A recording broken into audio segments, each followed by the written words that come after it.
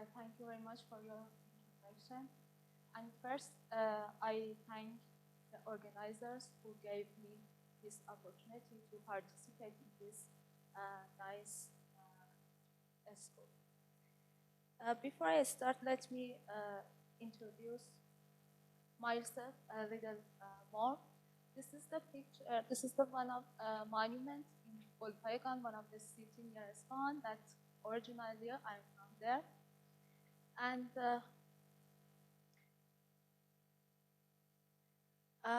this is the view of Tehran, as you know, the capital of Iran, the city that I have finished my PhD there, and this is the Tehran Polytechnic University, one of the universities in Tehran that I have studied my PhD here. And this is the Queen Zahra Technical University, the university that now I'm working here. And finally, now I'm working with Afshin, one of the associate professor at Sharif University, and the work that now I'm talking about is the work that we have done together. God is not playing at dice. It's the famous sentence of Einstein that nowadays it has been shared between the large number of scientists who are working on the interpretation of quantum mechanics.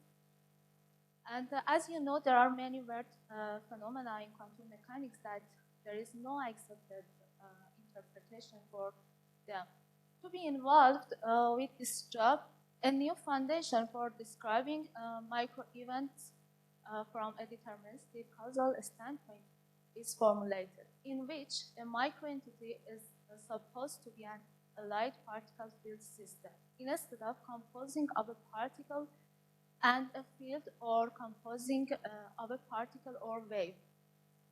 In this new approach, the principles of realism and causality based on the classic-like equations of motion are present. Now I'm going to review the basic elements of the PF theory. Of course, I'm not going to tell the details.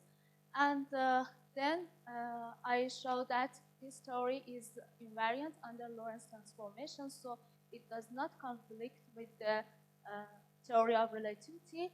And then I derive the relativistic Schrodinger equation, and using this equation, I will solve relativistic hydrogen atom. For a one-dimensional, one-particle microsystem, three physical entities are introduced. A particle with mass m and the position x that whose dynamics is given by the Newton's second law. That here F is the force that is defined for the particle, and for the conservative forces, there is a conservative energy that is composed of potential energy and kinetic energy. And here P is the linear momentum of the particle. And like the aspect particle of the PF system, there is a field that we note with x, that is a function of the position of particle and time. That the velocity of field is defined with this relation, and also the field obeys the Newton-like equation. That here F is the force that field is subjected to. If the particle is subjected to a conservative force, we denote the field with chi, and here field merely enfolds the particle. And although the presence of the particle is essential for defining the force of the field, if there is no particle, there will not be any associated field. The existence of the particle depends on the existence of the existence of the field depends on the existence of the particle. But the opposite is not true. The total energy of the PF system that composed of the energy of particle and energy of field is an observable property. Actually, the energy of the particle and energy of the field individually is not discernible. So we can write energy as this relation, that here this sentence is not essentially a kinetic energy. But if this part is positive, we can consider P as a linear momentum. And as it's obvious, P has as field aspect and also particle aspect, so we can suppose that P should satisfy the de Broglie relation. And now here, for a stationary state, we consider that the field could be obtained from this relation, that K is defined with this de Broglie momentum, and chi double prime is given by this relation. And neither the particle nor the field representation alone is adequate for explaining the physical behavior of a microsystem. What really gives us a true understanding of the nature of a quantum system is a holistic depiction of both particle and its associated field, which we call here it PF system.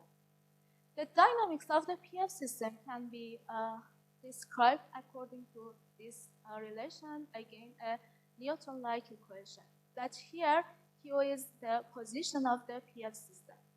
And the potential energy, kinetic energy, and the total energy of the PF system is given by this relation. And here we can define the kinetic energy of the PF system with this relation, that the velocity, the relation between the velocity of PF particle and the field is given by this relation. And we can find trajectories of the PF system with this equation. As we see here, while we expect the particle to move along the infinitesimal displacement dx in the x direction, the displacement of the whole system is equal to dq, not dx. And one can obtain the finite displacement. The finite displacement q to a PF system in terms of the particle's location and time. But now I'm going to show that this theory is invariant under Lorentz transformation. Of course, I haven't mentioned the calculation, the details of calculation, but using the relativistic kinetic energy of the particle and a stationary field that are given by this relation, we can define the relativistic kinetic energy for the PF system as this relation, that here gamma PF is defined with this equation. From this equation, we can find this relation, that is the equation of motion in the relativistic region. And we have shown that if we define this relation, an infinitesimal displacement between two events with this equation that we have found, this relation will be invariant under Lorentz transformation. I mean, if you consider two reference frames that are moving to each other with the constant velocity vpf, the form of the the S square 2 is the same in both reference frame. And this relation is satisfied. So this theory doesn't conflict with the theory of relativity. At the end, I'm going to derive the relativistic Schrodinger equation. The dynamics of a stationary real field in one dimension in the relativistic region is given by this relation that MP is the relativistic mass that is defined with this relation, and gamma P is defined with the velocity of particle. And F is the relativistic force that the field is subjected to.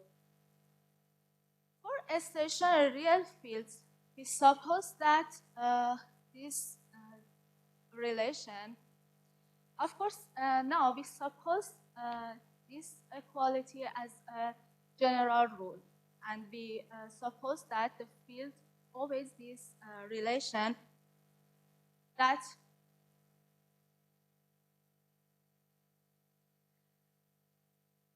here this is the VP is the velocity of the particle, and this is the relation between omega bar and the velocity of the particle. And here P is the relativistic de Broglie momentum.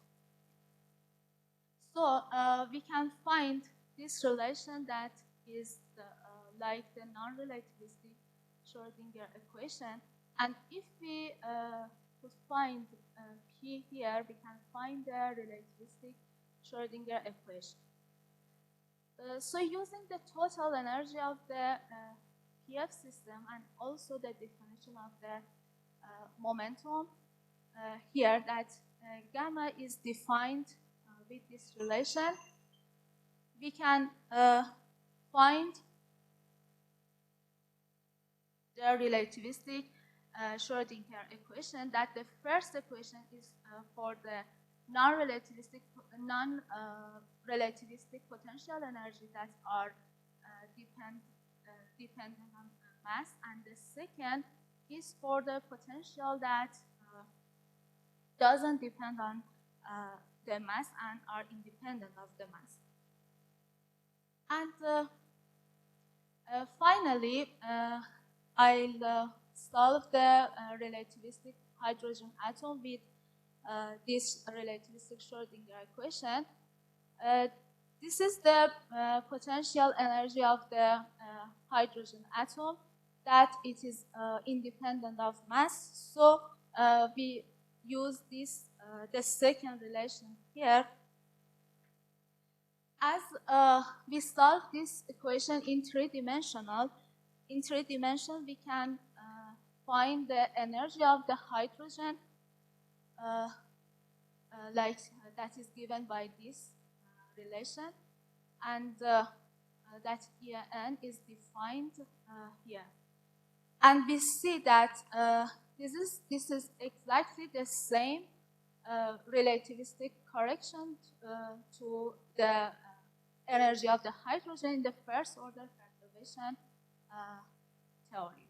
And it was one of the achievements of in fact this new theory. And